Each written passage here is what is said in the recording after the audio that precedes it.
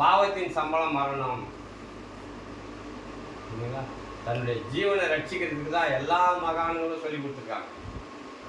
ஆனால் நம்மளுடைய ஜீவன் தான் எல்லாம் செய்யுதுங்கிற எண்ணம் நமக்கு ஒரு துளி அளவு கூட இல்லை.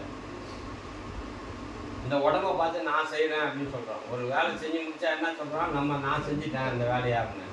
உயிர் இல்லாமல் இந்த உடம்பு எதனா வேலை செய்யுமா? அப்போ செஞ்சது யார்? ஜீவன் தானே எவ்வளவு காரியம் செய்யுது. அப்போ இந்த உலகத்தில் எல்லாம் உருவாக்கப்பட்டது எல்லாம் யாருக்கு சொந்தம்? ஈஸ்வரனுக்கு தானே சொந்தம். ஈஸ்வரிக்கு தானே சொந்தம்.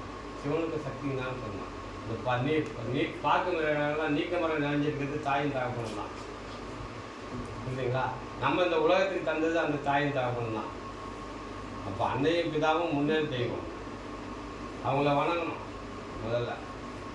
அது முதல் படி. பெரியவங்களாம் நிறைய பேர் சொல்லுவாங்க இல்லையா, கடைசியில் அவங்க கதின்னா கதியாக போகுது.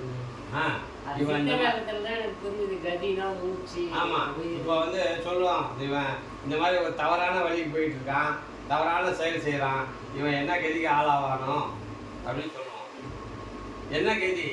அதோ கதி தான். புரியுதுங்களா? இதுதான் பாவத்தின் சம்பளம் மரணம்னு சொன்னார் இயேசு. நம்மளுடைய ஜீவனை ரட்சிங்க, அதை காப்பாத்துங்க. நம்மளுக்கு அது செலவாயிட்டு இருக்கு, போயிட்டு இருக்கு, நம்ம அறியாமல் போயிட்டு இருக்கு.